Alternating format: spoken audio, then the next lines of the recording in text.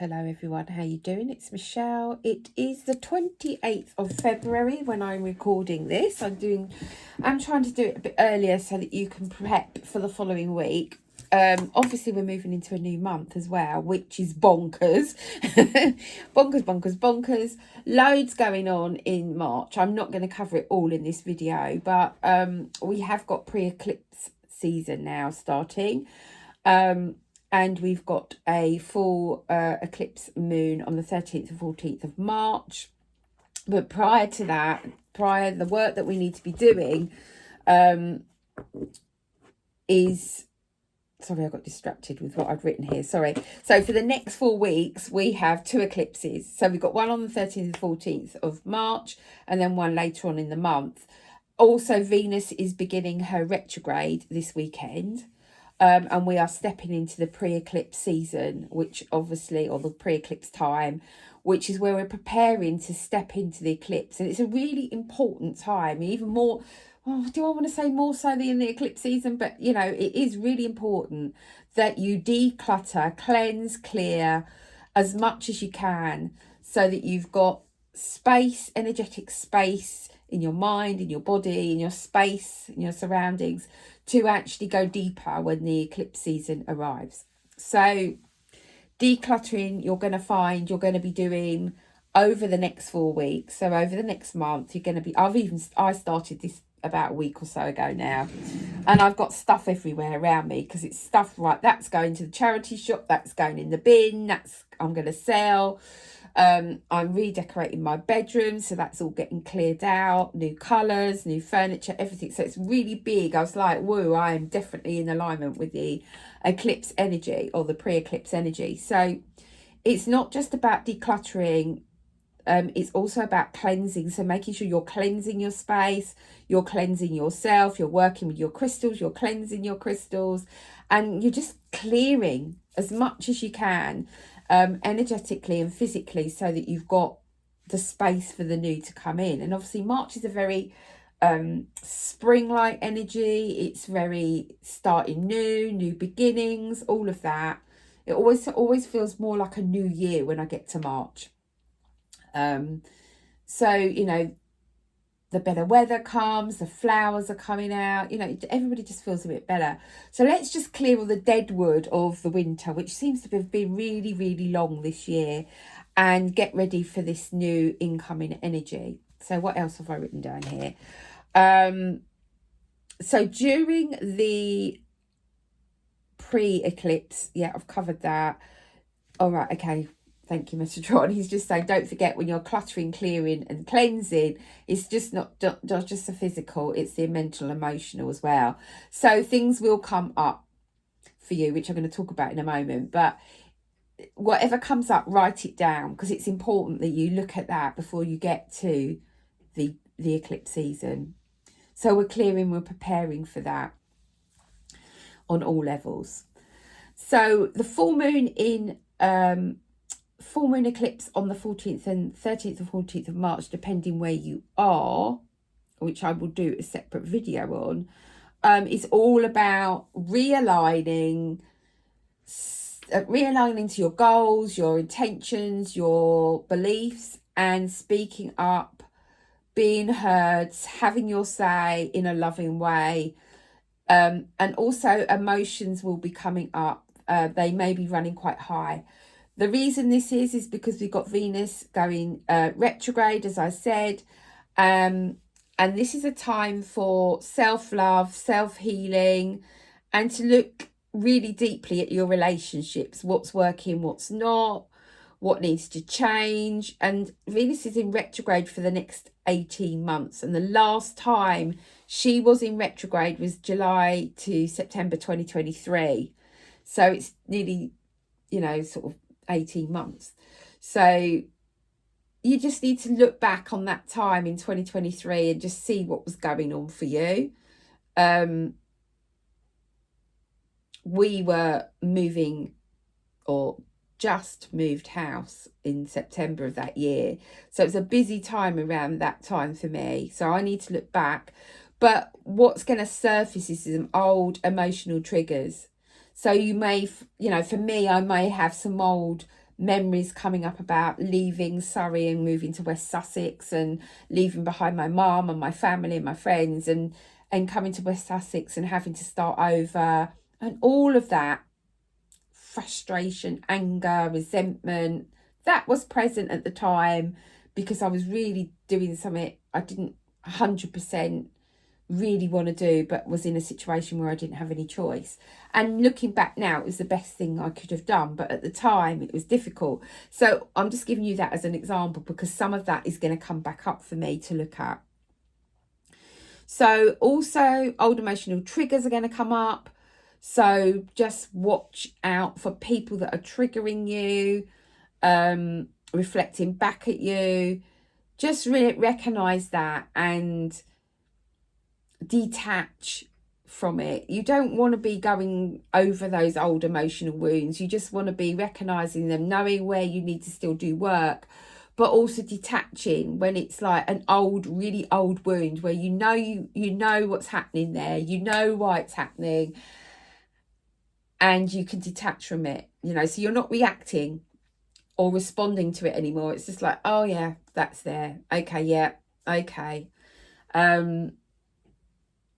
I know what that's about. That's not really bothering me anymore.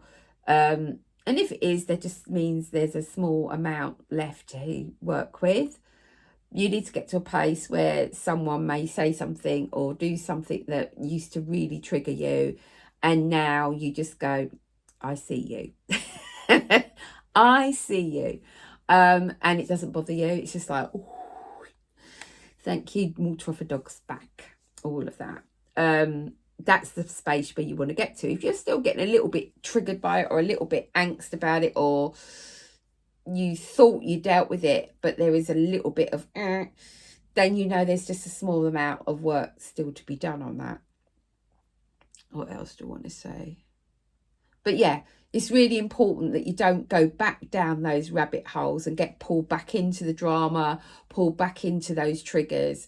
It's like, I see you, I've dealt with that. Okay, I recognise there's a small amount of work there, because you did make me a little bit, I could feel the anger a little bit, or I thought, oh, you had a reaction in some way. But we don't want to repeat those triggers. We don't want to go back down that rabbit hole. We just need to clear that last layer maybe, and be aware of the trigger and know that we have learned that lesson. And it is always happens. You're never really free of it. There will be people that still try to press your buttons, that still try to wind you up, hurt you, make you angry. And it's down to us to go, do you know what? Do your worst. Do your worst, because you're not going to affect me anymore. And that's when you really know you've healed from it. It's like, I see you. And I send you love. During eclipse season, we have Mercury retrograde. And it's around the 14th, 15th of March, depending where you are. And that, again, is a time to look at anything that's repeating. So anything that's repeating in your life. So it could be situations. It could be dramas that keep repeating.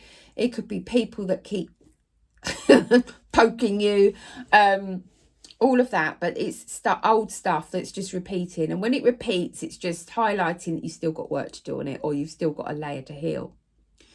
Now, this could be connected to relationships. It can be connected to beliefs, behaviours, addictions, themes, thoughts, very much connected to thoughts. So just keep thinking, why is that still playing in my head when it should have been gone a long time ago? So that is coming up for us as well with Mercury retrograde, with eclipse season, with Venus in retrograde. So you can see it's really full on. Saying all of that, it's really, really important this month that you look back on how far you've come. So even if you just go back to July, September 23, when we had the Venus in retrograde last, or the last Mercury retrograde, and just look at how far you've come and what has changed, how you're feeling now to what you were feeling then. I know I've shifted a lot. I've still got work to do. We've always got work to do. But I can actually go, do you know what? You have actually come a long way. And then you'll find you'll go back to your decluttering and you'll clear a bit more out. And this could be mental clearing, you know. It's like, right, okay, I'm done with that. Or journaling, meditation, out in nature, crystals, whatever it is for you. But you're going to keep going back to that decluttering, clearing, healing, cleansing, all of that this month. So let's have a few cards because I'm going on a bit of a tangent here. I'm pulling from the Queen of the Oracle deck. It connects in with the moon. So, Metatron, could you please give me some cards for the week of the 3rd of March, which is my brother's birthday. Not that he's going to be watching this, but happy birthday, everyone. Anyway, okay.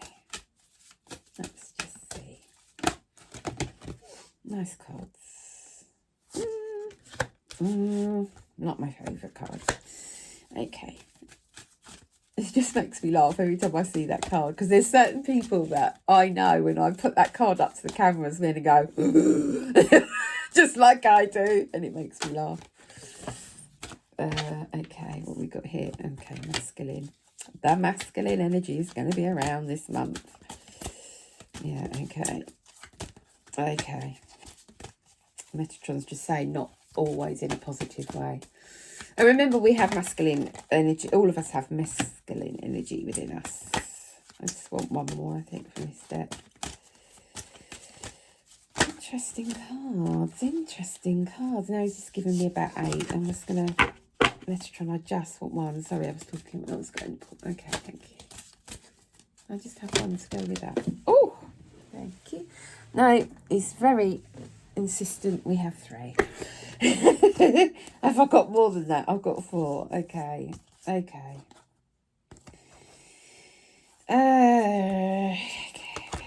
Right. I'm going to go on a little bit longer. Sorry, guys, but it is what it is. Sovereignty. For me, I'm feeling with the energy of this is what is most important to you. What is sacred to you? What is the most important thing to you? That's like your sovereignty. I just want to read that card. It just feels... There's a paragraph I need to read, I'm feeling.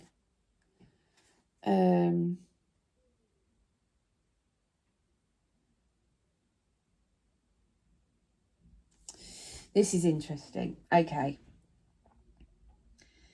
So this is the goddess of the moon, of the feminine. Okay. And what it's saying here is we should strive as women, this is very important, to not only find out what's most important to you, like I just said, but also to strive to be powerful queens of our own domain, of our own making. Women especially have been socialised to defer, to keep small, to be quiet, and to hold a very twisted kind of service that borders on servitude. While in many first world countries, women can choose to be what they wish to be on paper, women still experience inequality in most countries in areas such as wages and an imbalance of the numbers of women in government or in a higher level board positions. I think we're all aware of that, aren't we? However, what has been accepted in the past is not what will be accepted in the future. A new queendom is coming. And that's the bit I wanted to read. So what we need to be doing this month is investing our time in growing our self-awareness, our self-trust, self-care and self-esteem in real and practical ways. Set firm boundaries to protect our queendom and those who are under our protection, so i.e. anyone under the age of 18. This does not mean we become cruel rulers. We should always aim for benevolence, fairness and a great love for all, as well as ourselves. It does mean we may have to push against those who do not respect our line in the sand. Now, that's very important. I've spoken about boundaries so many times, but I'm just going to really condense this because I could do a whole video on that. When you put a boundary in place that hasn't been there before with someone that hasn't had a boundary from you before, or not a firm one, you will get pushback. And my advice to anybody, and I experienced this, over the last many years now, have somebody you can call. So when you're having that wobbly moment of, oh, maybe I am being a bit harsh, or easier life if I just say yes, or if I say yes and just get it done, all of that, you need someone to call and go, can you remind me why I put that boundary in with X, Y, Z, and why? And I found that really powerful, because then I could go, back in my power straight away. That boundary is staying exactly where it is. There's no way that person's crossing over it. Remembering that boundaries are not cast in stone, and later down the line you can soften them. The other thing I'd say about that is there's certain people you can soften them with and certain people you can't. So certain people will get it. Oh, suddenly Michelle's put boundaries around that. She hasn't done that before, and they give you a little bit of a push. And then when they realise that you mean no, they'll try coming in this way, and they'll try coming in that way, and they'll come over the top, and they'll come up from below. And it's hard, I'm not going to lie, but you have to stand firm. So that's boundaries. When you put boundaries in place, it just gives you that space to think, to be clear in your own mind, and you have that space to have realizations. So some of you in the next month are going to have realizations of where maybe you need to put boundaries in, but also where you may want to soften one, or realize, oh, I wish I'd done it years ago, because I've got all this free time, I'm able to say no now, I can do what I want to do. So you might have some realizations of how far you've come, realizations of what you need to do next, what you still need to work with, all of that. But also we have the card, which is the one I was talking about earlier, that makes me laugh, as patience, because I'm getting better at this, but there is still a part of me that wants everything to happen now. And so we have the card of patience. So we need to be patient. We need to be patient with ourselves, with situations, with others. Because remember, we're not all on the same frequency as well. So you may have to give people time to catch up, or I'm never ever going to say come back down to their level, but you might need to give them a little leg up. Be patient. Be patient. Then we've got the masculine energy. Now, what I was feeling around this when this card came out is very much connected to this goddess, feminine goddess, standing in our power, putting boundaries, learning to say no. But also I want to say it's around those realizations, self-love, self-worth. The male influences, my nose is itching, which always means spirit's near. The male influence at the moment, or the I don't want to put that, no, how can I put it into words? The male energy is not always going to be as gentle and loving as we'd like. It could be you're getting pushed into a corner maybe, or maybe manipulated in some way. You could be the manipulator as well, because you've also got male energy within you. But remember, the male is very dominant, and this is about the goddess feminine energy rising, still rising. So sometimes we have to be patient. We've got that card of patience, and just accept where we are, taking those smaller steps to get to where we want to be, but have an acceptance of ourselves. And like I said in the video, back a bit here, is accepting how far you've come, accepting what you've learned, what you've had to change, what you've had to do. Look out for any extremes, so extreme behaviours, extreme thoughts, extreme habits. They may need decluttering. Remember, I keep saying coming back to declutter, cleanse and clear. Then we've got the card of pleasure, because, you know, this is quite heavy. Some of this is quite heavy work that's got to be happening. You know, when you're decluttering, decleansing and clearing, it can be quite deep work. So remember to have some fun. Trust in the process. Trust in yourself. And do what nourishes you. Now, this is not always just about food.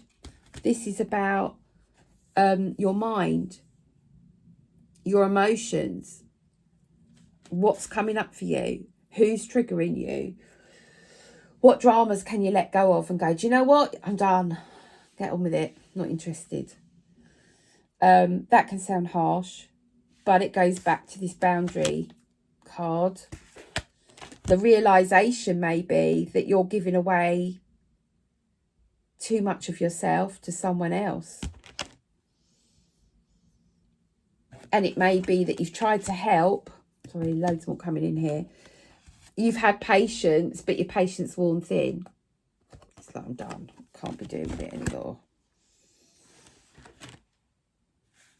All that is going to nourish your soul, because when you let go and you declutter and you clear and you cleanse, it just prepares you for the new. But you also have to accept where you are, and that things may not be moving as quickly as you would like. So you have to trust, be patient, realise that things do change, realise that you may be up against some masculine energy that's quite dominant, controlling.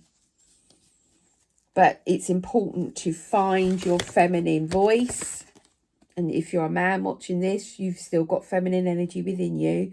You still can speak up in a loving way.